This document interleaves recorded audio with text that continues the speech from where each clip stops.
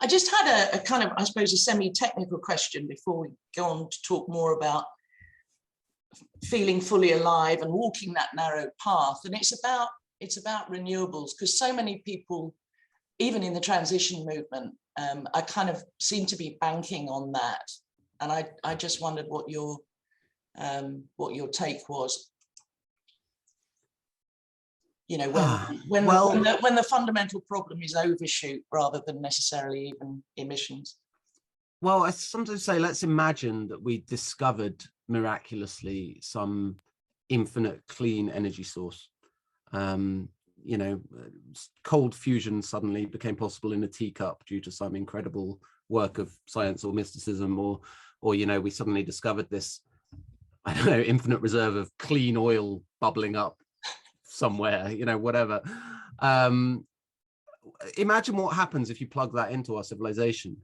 Like, does it suddenly look like this thing of beautiful justice and sustainability and hope? No, it just grows faster, destroys habitats more quickly, like continues to devour everything in support of human existence. And incidentally, you know, in support of a human economy where, I mean, it's a little glib and oversimplistic, but I sometimes say, you know, half the world's hungry and half the world's depressed, and we're destroying the future in order to sustain this system a little bit longer. So, you know, it's clear that our fundamental problem is not one of energy sources. And it's also clear that the big green NGOs have chosen that narrative. You know, what we need to do is get off fossil fuels and onto renewables, and, you know, then we'll be, I don't even know where they think we'll be, but that's the whole focus. You know, that'll solve climate change and everything will be perfect. There's a lot of holes in that narrative. I mean, not least that in a growth-based economy, you know, if you look at the amount of renewable energy that's coming on stream, which is a great thing, you know, if we're going to get energy from somewhere, far better to get it from renewables and fossil fuels. But at the moment, that's not actually replacing fossil fuels. No. It's just being added to fossil fuels. And so we are consuming more and more and more. And for all the talk, I mean, even just focused on climate change, for all the talk of decoupling emissions from economic growth, I would argue very strongly that the theory says that that's impossible, but in the practice equally clearly says that that's impossible. We're not managing to do that. The tight coupling between the growth in economies and the growth in emissions is startling when you just, you know, plot it on a graph. And so it's very, very clear that if we're going to, well, have any kind of decent future, we need to face up to this fundamental issue of growth. I mean, essentially, we're in this incredibly hard dilemma. Like, I sometimes also get frustrated with degrowth advocates who paint it as this really wonderful, easy thing where, you know, we're all just going to have to work a bit less hard and, you know, consume a bit less and everything will be wonderful and we'll move into this degrowth utopia.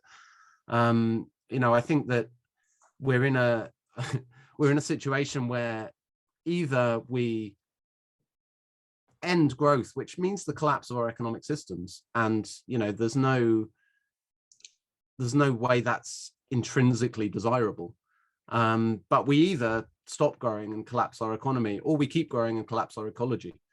That's the very unfortunate bind that we've put ourselves in collectively. And, you know, David has a very insightful entry on growth in his dictionary for the future and how to survive it.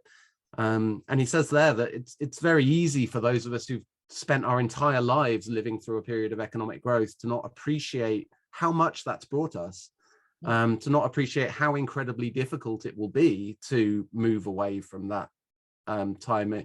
He quotes, I think it's ancient Roman source who said, war is sweet to those who know it not.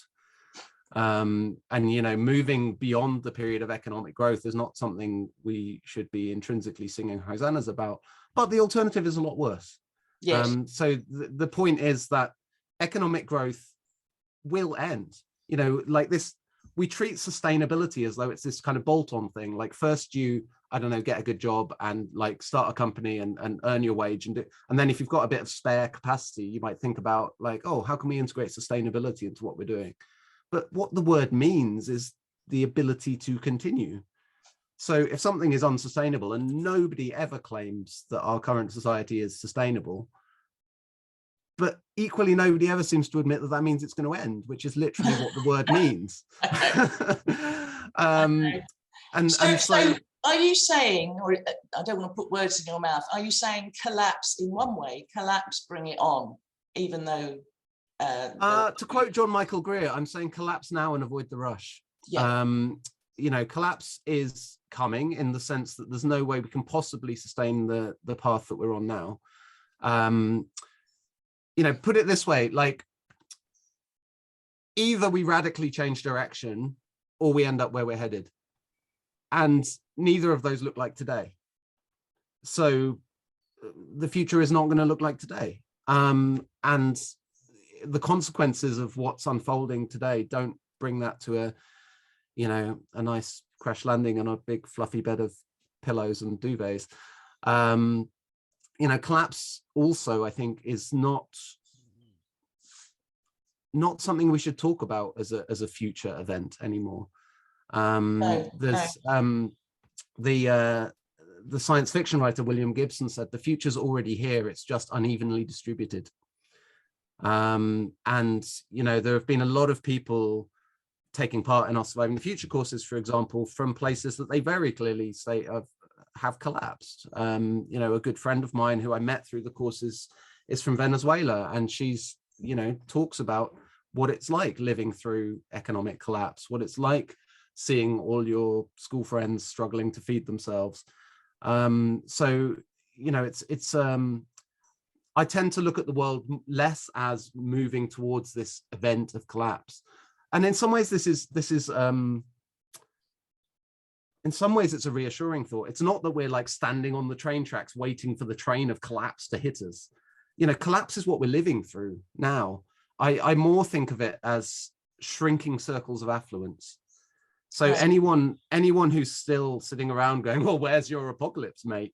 You know, well, they're still inside one of those shrinking circles of affluence.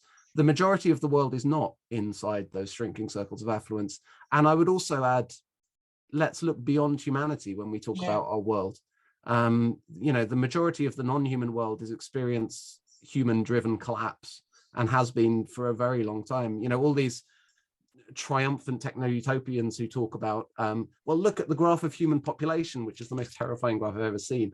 Look at the graph of human population and the exponential growth as a triumph. You know, this shows the incredible ingenuity of our species. And you're like, well, hang on, can we also, when we talk about world population, we invariably are talking about world human population. Yes. And if we actually plot world population and include everybody else who's on the planet, that graph doesn't look like that, because everybody else is going the other way, virtually everybody else. Yeah.